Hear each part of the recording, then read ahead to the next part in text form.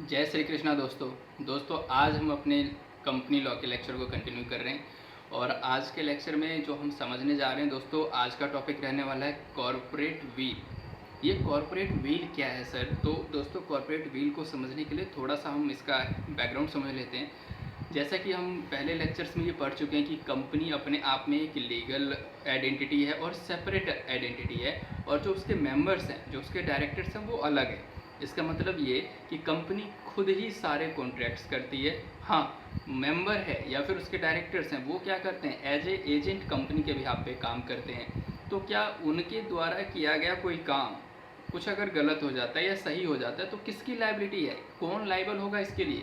तो दोस्तों वो लोग जो भी काम कर रहे हैं, मेंबर कर रहे हैं, डायरेक्टर कर रहे हैं, वो किसके बिहाफ पे काम कर रहे हैं? कंपनी के बिहाफ पे काम कर रहे हैं। और जैसे कि हमने कंपनी के कैरेक्टरिस्टिक्स में पढ़ा था कि कंपनी जितने भी कॉन्ट्रैक्ट करती है उसके कॉमन सील होने चाहिए। मतलब कंपनी का अगर कॉमन सील किसी भी डॉक्यूमेंट पे लगा हुआ है या कंपनी के किसी भी डॉक्यूमेंट पे कॉमन सील है और उस पर सिग्नेचर है, तो इसका मतलब ये कंपनी ने कॉन्ट्रैक्ट किया है। तो हम उसके शेयर होल्डर्स या फिर मेंबर्स या फिर उसके डायरेक्टर्स को नहीं पकड़ सकते। पकड़ेंगे किसको? कंपनी को। चाहे अगर इनकेस वो कॉन्ट्रैक्ट अगर गलत हो जाता है या कंपनी कुछ गलत करती है।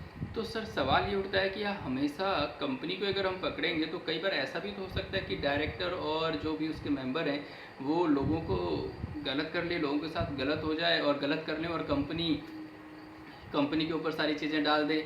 और कंपनी के ऊपर, कंपनी के पास इतनी एसेट ही नहीं है, कंपनी के पास इतनी संपत्ति नहीं है जिसका वो मतलब भुगतान कर पाए जितनी उसके ऊपर लायबिलिटी हो गई है। तो ऐसा भी तो हो सकता है। बेसिकली कहने का मतलब ये है कि ऐसा भी तो हो सकता है कि उसके मेंबर और डायरेक्टर कंपनी के नाम पे लोगों को लूट ले या लोगों के साथ कुछ गलत कॉन्ट्रैक्ट्स कर ले, और कंपनी के, और जब कंपनी की बात आएगी तो वो लोग बच जाएंगे कि मैंने तो किया नहीं, सब कुछ जो किया है वो कंपनी ने किया है। कंपनी की असेट, कंपनी का सब कुछ बेच दो, कंपनी का सब कुछ ले लो और देख लो, अपना रिकवरी कर लो। तो सवाल ये उठता है कि अगर हर केस में ऐसा ही होगा तो मेंबर और डायरेक्टर इसका गलत फ़ायदा उठा सकते हैं। तो इसीलिए इन्होंने एक कॉन्सेप्ट लाया कि lifting of corporate veil. Corporate wheel मतलब वो एक दीवार है जिस दीवार के उस पार कंपनी के दीवार, मतलब उस दीवार के उस पर आपको झांकने की कोई राइट नहीं है। मतलब आप सिर्फ कंपनी के बारे में सोचिए, कंपनी के बियॉन्ड जाके मेंबर, डायरेक्टर, उनकी एक्टिविटी, उनके पर्सनल लेवल की चीज़ें आप नहीं देख सकते।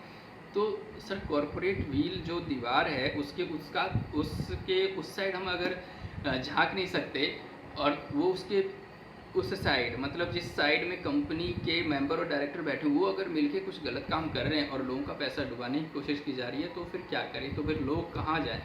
क्योंकि कॉरपोरेट व्हील जैसा कॉन्सेप्ट है कंपनी लॉ में कि भाई कॉरपोरेट व्हील मतलब कि आप सिर्फ कंपनी के बारे में सोचिए, उसके मेंबर, उसके डायरेक्टर्स के बारे में नहीं, पर्सनल लेवल पे उनकी कोई लायबिलिटी नहीं बनती है। तो एक कॉन्सेप्ट आया लिफ्टिंग ऑफ कॉरपोरेट व्हील। कब वो पर्दा उठा दिया जाएगा और देखा जाएगा कि उस दीवार के उस पार क्या हो रहा है, उस दीवार के उस साइड लोग कर क्या रहे हैं। कई सारे ऐसे केसेस हुए हैं कि जिस केस में कॉरपोरेट व्हील जो है, वो जो एक स्ट्रक्चर है, जो दीवार है, जो एक लाइन है, उसको हटाया गया है। बेसिकली वो दीवार ये कोई फिजिकल फॉर्म में कोई दीवार नहीं है, वो एक राइट्स है कि आप डायरेक्टर तक नहीं पहुंच सकते, मेंबर तक नहीं पहुंच सकते, जो भी कॉन्ट्रैक्ट कर रही है वो कंपनी कर रही है। तो लेकिन कब कौन से ऐसे केसेज होंगे जिसमें हम डायरेक्टर और उस मेंबर को पकड़ लेंगे? तो वो दोस्तों केसेज हमें देखने हैं, और वो केसेज ही कहलाएंगे लिफ्टिंग ऑफ कॉरपोरेट व्हील।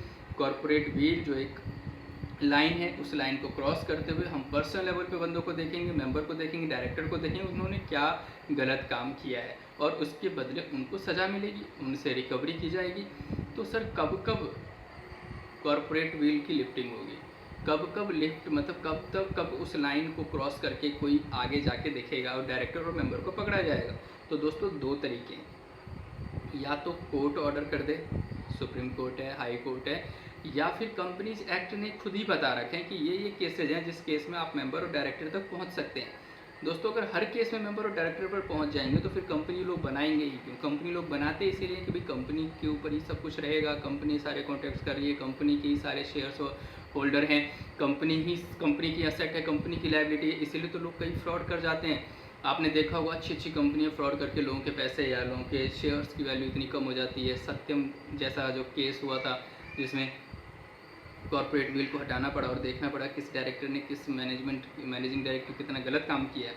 तो दोस्तों कोर्ट के द्वारा कुछ उन्होंने केसेस बता दिए कि इन केसेस में आप वो कॉरपोरेट व्हील जो लाइन है, जो दीवार है, आप पार कर जाएंगे और उन डायरेक्टर और मेंबर को पकड़ लेंगे और उनको सज़ा सुनाई जाएगी, उनसे रिकवरी की जाएगी, या तो कोर्ट के थ्रू होगी या फिर दूसरा तरीका है कंपनीज एक्ट 2013 या पहले जो 1956 थी उसमें ही कुछ ऐसे केसेस बता दिए गए।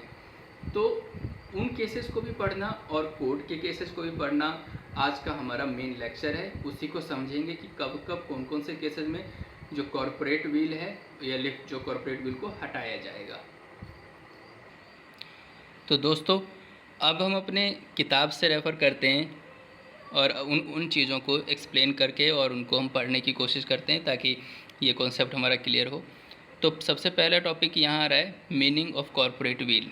तो कॉरपोरेट व्हील का मतलब क्या, वो हम पहले ही समझ चुके हैं। कॉरपोरेट व्हील का मतलब ये होता है कि जैसे कि कंपनी एक सेपरेट लीगल आइडेंटिटी है या सेपरेट लीगल एंटिटी है, इस केस में क्या होता है कि जो कंपनी के मेंबर हैं और जो कंपनी है वो दोनों ही अलग अलग है। इन दोनों को जो अलग कर रहा है, जो दीवार है, जो लाइन है, वही क्या कहलाता है, corporate wheel. A company is a separate legal entity and corporate wheel is a curtain.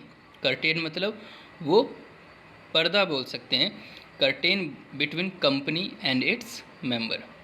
Company और मेंबर के बीच की वो दीवार है कॉरपोरेट व्हील। तो आगे जो हमारा कॉन्सेप्ट है इसी को और बुक में एक्सप्लेन किया गया कि जैसे कि एक्सप्लेन करके इन्होंने समझाने की कोशिश की है। जैसे कंपनी की सेपरेट प्रॉपर्टी होती है, मेंबर की सेपरेट प्रॉपर्टी होती है। कंपनी की प्रॉपर्टी अलग है, मेंबर की प्रॉपर्टी अलग है। कंपनी की लायबिलिटी, मेंबर की लायबिलिटी, दोनों की लायबिलिटी अलग है। राइट्स भी कंपनी के अलग हैं, मेंबर्स के राइट्स अलग हैं। कंपनी की ड्यूटी अलग है, मेंबर्स की ड्यूटी अलग है। कंपनी के पावर्स अलग है, मेंबर के पावर्स अलग हैं। कंपनी के फंक्शंस अलग है और मेंबर के फंक्शंस अलग है। Corporate veil is a legal concept. Corporate veil एक लीगल कॉन्सेप्ट है that separate the action of an organisation to the action of the company's member और शेयर होल्डर। मतलब कंपनी जो एक्शन कर रही है वो अलग है कंपनी के मेंबर या शेयर होल्डर से, वो सेपरेट कर देती है। वो जो सेपरेट करने का जो लीगल कॉन्सेप्ट है वही तो कॉरपोरेट व्हील कहलाता है। Some member of the company sometime indulge in a fraudulent activity and their ingenuity, dishonesty let them take benefit of corporate personality or separate legal entity of the company and earn their own profit। लेकिन कुछ लोग fraud निकल जाते हैं जो इस power का गलत इस्तेमाल करते हैं और अपने खुद के प्रॉफिट के लिए, कंपनी के प्रॉफिट के लिए नहीं, खुद के प्रॉफिट के लिए वो गलत एक्टिविटी में इन्वॉल्व हो जाते हैं। तो ऐसे केस में क्या करें? In this case there is ignorance of corporate wheel concept. तो ऐसे केसेस में जो कॉरपोरेट व्हील का कॉन्सेप्ट है वो इग्नोर कर दिया जाता है या फिर हटा दिया जाता है, लिफ्ट कर दिया जाता है। और कॉरपोरेट व्हील को जो हटाने वाला जो कॉन्सेप्ट है उसको हटा दिया जाता है। And look at the person behind the company, और उस पर्सन तक पहुंचा जाता है जिसने इस कंपनी के नाम पे अपना खुद का बेनिफिट करने की कोशिश की है। Who are the real beneficiaries of the corporate fiction. और इसमें ये देखा जाता है कि जो रियल बेनिफिशरी है वो कौन है। हो सकता है मेंबर हो सकता है डायरेक्टर हो। This doctrine has been established for business efficiency, necessity and convenience. ये जो डॉक्ट्रिन, जिसका ये जो लॉ रखा गया है, बनाया गया है, वो बिजनेस की इफिशिएंसी के लिए है, नेसेसिटी के लिए और उनकी सुविधा के लिए। तो कॉरपोरेट व्हील का इफेक्ट क्या है? Effect of corporate wheel, company itself is liable for its act. Company खुद ही लायबल है अपने द्वारा किए गए कामों के लिए। And its member, director, employees, shareholders are not liable for the act of the company. अगर मैं किसी कंपनी में काम करता हूँ, मैंने कंपनी के बिहाफ पे कोई काम किया है, तो मुझे कुछ नहीं होने वाला है, कंपनी को ही होगा, कंपनी ही उसके लिए लायबल है।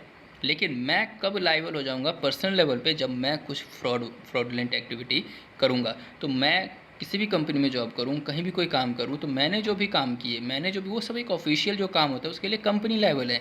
मैं एक बंदा पर्सनल लेवल पे इन्वॉल्व या लायबल नहीं रहेगा, क्योंकि हो सकता है मैं 2 साल बाद जॉब छोड़ के चला जाऊँ, तो कंपनी ने कॉन्टैक्ट्स किए ना, तो कंपनी इसके लिए लायबल होगी। अब लेकिन देखने जा रहे हैं वो कौन से ऐसे केसेज हैं जिसमें वो बंदा, पर्सनल बंदा, वो लायबल हो जाएगा जब वो फ्रॉड करेगा।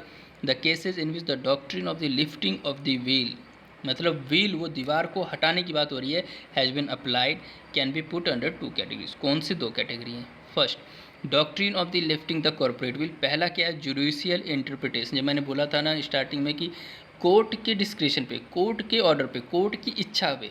और सेकंड है statutory provision according to provision of companies act, और कंपनीज एक्ट के प्रोविजन के हिसाब से। तो दो हैं। तो पहला देखते हैं judicial interpretation at description of court, मतलब कोर्ट की इच्छा पे वो कब होगा। फर्स्ट, डिटर्मिनेशन ऑफ कैरेक्टर और नेचर ऑफ अ कंपनी, अगर कोर्ट जानना चाहती है कंपनी का कैरेक्टर क्या है और या फिर कंपनी का नेचर क्या है, तो कॉरपोरेट वील को हटा दिया जाएगा। सेकंड, बेनिफिट्स और प्रोटेक्शन ऑफ रेवेन्यू, अगर टैक्स का कोई नुकसान हो रहा है, रेवेन्यू का कोई नुकसान हो रहा है गवर्नमेंट को, तो भी कॉरपोरेट वील हटा दिया जाएगा, या कुछ फ्रॉडलेंट एक्टिविटी कर रहे हैं जिससे टैक्स बच जाए।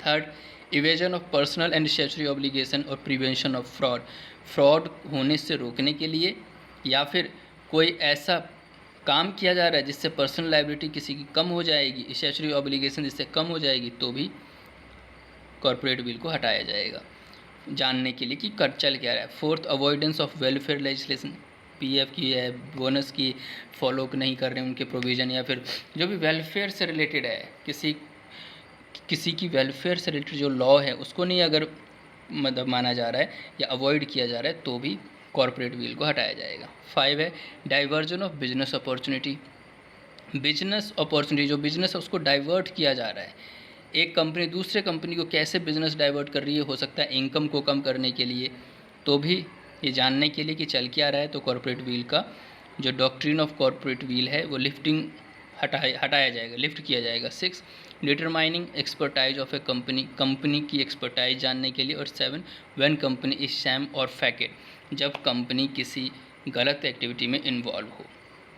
Now second is statutory provision according to provision of companies act, companies act के हिसाब से कब कब हो सकता है। First, reduction of minimum number of member, जो कि मिनिमम नंबर की रिक्वायरमेंट है, जैसे पब्लिक कंपनी में 7, प्राइवेट कंपनी में 2, अगर इससे कम हो गए मेंबर और फिर भी कंपनी चलाए जा रहे हो, तो कॉरपोरेट व्हील हटा दिया जाएगा। Second, holding and subsidiary company relationship, जब होल्डिंग और सब्सिडरी कंपनी की रिलेशनशिप हो और वहाँ कुछ ऐसी एक्टिविटी चल रही है, तो ये भी जानने के लिए हटाया जाएगा corporate wheel. Third, investigation of ownership in company, company में किसकी ओनरशिप है उसकी इन्वेस्टिगेशन करनी है, तो भी कॉरपोरेट व्हील को हटाया जाएगा। 4 है डायरेक्टर्स विद अनलिमिटेड लायबिलिटी, कितने ऐसे डायरेक्टर हैं जो अनलिमिटेड लायबिलिटी, मतलब किसी भी टाइप की लायबिलिटी के लिए उसकी दायित्व बनती है, तो भी कॉरपोरेट बिल को हटाया जाएगा। 5th, investigation in the affair of the company, company कोई गलत एक्टिविटी तो नहीं कर रही है, ये जानने के लिए इन्वेस्टिगेट करने के लिए भी कॉरपोरेट बिल को हटाया जाएगा। 6, फ्रॉडुलेंट कंडक्ट ऑफ बिजनेस, कोई बिजनेस जो कर रहे हैं वो फ्रॉडुलेंट है, फ्रॉड करके कर रहे हैं, तो भी कॉरपोरेट बिल को हटाया जाएगा। Now failure to return application money, जो कंपनी शेयर इशू करती है और एप्लीकेशन पे जो पैसा लेती है और आपने उसको शेयर अलॉट किया नहीं, मतलब कंपनी ने शेयर अलॉट किया नहीं, तो एप्लीकेशन मनी उसको वापस देना पड़ेगा, और कंपनी अगर नहीं दे रही है तो कॉरपोरेट बिल को हटाया जाएगा। Miss representation in prospectus, company का जो प्रोस्पेक्टस होता है इसमें कंपनी अपने बारे में बहुत कुछ बताती है, अपने एम गोल, और अगर उसमें कुछ मिस रिप्रेजेंटेशन, कुछ गलत बताया गया है, तो भी कॉरपोरेट बिल को हटाया जाएगा। मिस डिस्क्रिप्शन ऑफ नेम, नाम में कोई गलती है, कोई गलत डिस्क्राइब कर दिया, नाम को एक्सप्लेन कर दिया, तो कॉरपोरेट बिल हटाया जाएगा। प्री इनकॉर्पोरेशन कॉन्ट्रैक्ट्स, इनकॉर्पोरेशन से पहले के कॉन्ट्रैक्ट्स जानने के लिए भी कॉरपोरेट बिल हटाया जा सकता है। 11, अल्ट्रा वायर्स एक्ट, मतलब पावर के बियॉन्ड जाके कोई काम कर दिया, अल्ट्रा वायर्स एक्ट, तो भी कॉरपोरेट बिल हटाया जाएगा। और 12वां है लायबिलिटी अंडर अदर स्टैट्यूट्स, अगर दूसरे कानूनों में दूसरे जो अपने लॉ हैं, प्रोविज़न है, उसमें अगर कुछ लायबिलिटी बन रही है और वो उसका पे ऑफ नहीं कर रहे हैं, तो भी कॉरपोरेट बिल को हटाया जाएगा।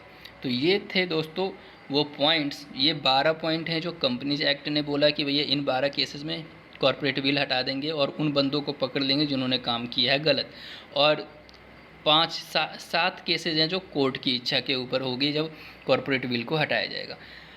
दोस्तों नेक्स्ट लेक्चर में हम इन 7 और इन 12 पॉइंट को डिटेल्ड में पढ़ेंगे और कोशिश करेंगे इस चैप्टर को फिनिश करने की।